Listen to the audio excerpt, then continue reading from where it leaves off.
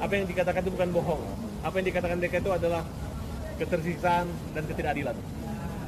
Mereka adalah orang yang ingin membantu peninjauan kami, kembali kami. Mereka adalah orang yang punya waktu untuk membantu kami perjuangan. Mereka ada saksi. Kalau mereka tidak peduli, nggak bisa. Mereka nggak dibayar, nggak ada janji apa nggak ada. Mereka hanya menerangkan bahwa memang benar Saka minum air kencing, Saka disiksa, mereka disiksa, semua disiksa. Mereka minta semoga Tuhan mengetuk hati pimpinan Mahkamah Agung, hakim-hakim agung agar membebaskan terpidana ini. Dan mungkin bisa dijelasin, kemarin sempat nangis pas sidang PK Saka Tatal, itu ya, kenapa sih Bang? Luar biasa, itu sudah bicara sentuhan nurani ya.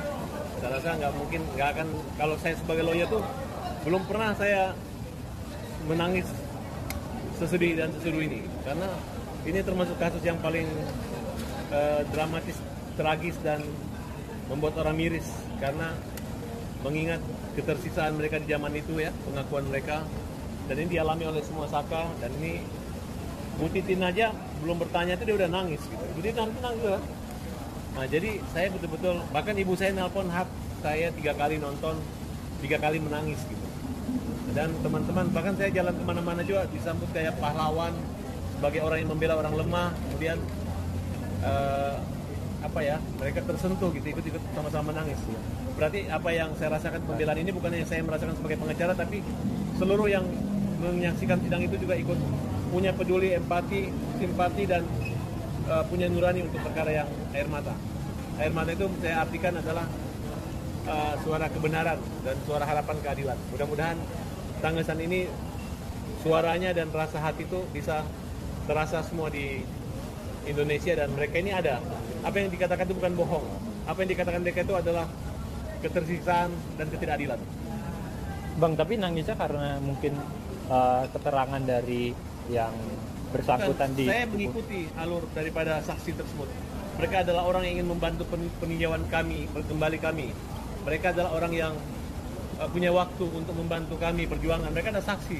Kalau mereka tidak peduli, nggak bisa. Mereka nggak dibayar, nggak ada janji apa nggak ada. Mereka hanya menerangkan bahwa memang benar Saka minum air kencing, Saka disiksa, mereka disiksa, semua disiksa. Mereka minta semoga Tuhan mengetuk hati pimpinan Mahkamah Agung, hakim-hakim agung agar membebaskan terpidana ini dan merehabilitasi kembali nama Saka Tatal. Bang, kalau dari Abang sendiri melihat PK Saka Tatal nanti putusannya akan membuat Saka Dari Tatal PK itu dan sudah Abang bahagia bahwa ini adalah jebakan Batman menurut ahli, karena Saka Tatal sebagai perkara anak didahulukan sidangnya dalam tempo waktu cuma 1 bulan, sedangkan perkara dewasa karena dia adalah perkara turut serta saja. Nah kemudian tidak ada satu saksi ahli, saksi ataupun yang mendengar, melihat, menyaksikan langsung, hanya berdasar pada pengakuan tersangka aja yang dikejar sama hakim dan jaksa. Nah kemudian dari Mabes Polri mengatakan 2 terpidana atau DPO itu fiktif.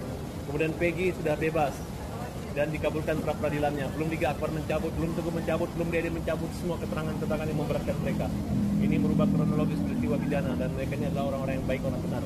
Nah, dan saya senang banget saksi ahli semua mendukung kita. Dan masalah pisang repertum, sumber permasalahan aja pada saat otopsi, di mana dokter dari forensik daripada Polri Remayu mengatakan ada sperma, sehingga digambarkan kalau ada pemerkosaan, padahal tidak ada satu pun DNA yang dites milik siapa sperma itu. Itulah kesalahan daripada persoalan ini. Mbak, kemarin kan saksi ahli yang dihadirkan cukup banyak nih, cukup menarik juga dengan itu. Ini bagaimana nih Bang untuk peraturannya masing-masing untuk memberikan bantuan atau saksi, tanggapannya dari mereka? Ya, saya bisa menguraikan semua di mana saksi Amin membaca putusan yang juga bertentangan, kemudian ada pernyataan-pernyataan yang di mana pertimbangan hakim bahwa ada tusukan, sedangkan dalam kisah repertumnya tidak ada tusukan. Berarti dia hanya membaca BAP daripada Rudiana. Kemudian ada keterangan-keterangan yang tidak mempedulikan, keterangan yang meringankan daripada Saka. Nah, kemudian ada juga Saka Tatal membantah, kemudian 7 terpidana lainnya mencabut berita acara, tapi tetap tidak dipedulikan dan tetap kembali pada putusan BAP yang dicatat di Polri kemarin. Nah, kemudian keterangan dari Teguh, keterangan dari Dede yang diarahkan Rudiana, dan itu merubah semua kronologis peristiwa pidana itu, dan itu memang tidak ada. Nah, kemudian Rudiana menantang sumpah pocong. Nah, kita siapkan untuk fasilitas sumpah pocong pada hari Jumat nanti di kota Cirebon, dan Ibu Titin sudah siap ya, dan Rudiana untuk hadir dan buktikan bahwa kamu tidak pernah merekayasa, kamu tidak pernah menyiksa, kamu tidak pernah membuat laporan palsu terhadap ke-8 terpidana tersebut. Nah, Bang kemarin kan sempat katanya Bang Reza Indragiri sempat meminta maaf kepada jadi kerugiannya ini bagaimana Bang? Ya, kan sudah jelas. Kalau polisi bilang salah, dia minta maaf. Tapi kalau nanti benar, dia tidak akan minta maaf. Bang melihat kemarin perdebatan panjang dan panas juga ketika sama dengan pihak kejaksaan di persidangan kemarin seperti apa sih Bang? Mungkin bisa dijelasin Bang? Ya, perdebatnya hanya masalah kejaksaan terpojok aja dengan keterangan ahli. Tapi begitu dibuktikan dia baru mengerti. Karena jaksa ini juga memang dia menentukan P21 tapi dia hanya formil, syarat formil aja. Sedangkan pada faktanya pun tetap mengkaji segalanya adalah kayak masakan yang siapin itu adalah kepolisian. Tapi ujung-ujungnya juga di hakim keyakinannya. Tapi menurut saya disinilah makanya kita nggak yakin dengan putusan itu. Kita melakukan uji peninjauan kembali yang mudah-mudahan dapat dirubah dan mendapatkan keadilan kebenaran. Nah Bang, bagaimana sih kemarin kan sempat katanya Pak Esnodi Haji enggan untuk menjadi saksi dan tiba-tiba akhirnya menjadi saksi juga di saksi. Ya hadir, dia menjawab yang sebenar-benarnya. Gitu. Reza Indragiri juga mengatakan bahwa sini ditemukan adanya kebohongan dan ditutup-tutupi oleh aparat maupun sisi lain. Dan kami senang Sakatata jadi saksi LPSK yang dilindungi, tapi saksi yang diajukan polisi dari LPSK dan saksi-saksi yang bohong itu ditolak semuanya. Mereka punya kecenderungan berbohong, tapi pengen banget jadi saksi.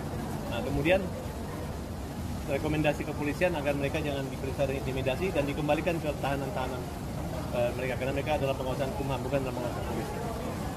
Bang, yang terkini juga kan para 7 terpidana diperiksa oleh Barreskrim di Bandung.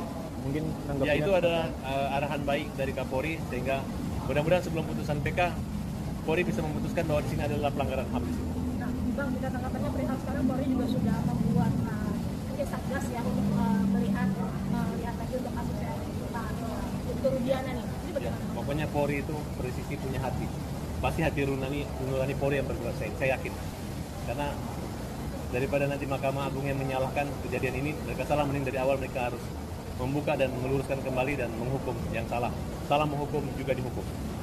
Tapi terkesan tiba-tiba Bang dengan 7 terpidana yang di Ya mungkin hanya pada waktunya aja, tepatan dengan PK kami kemarin. Dan kami sebenarnya terpidana lain nggak perlu PK, biar kami aja yang utama, insya Allah dengan kemenangan PK nanti yang lain pasti akan mengikuti. Nah, berarti ini untuk saat ini PK yang diajukan oleh Sakatata bisa dibilang sebagai percontohan yang baik begitu ya? Pelopor.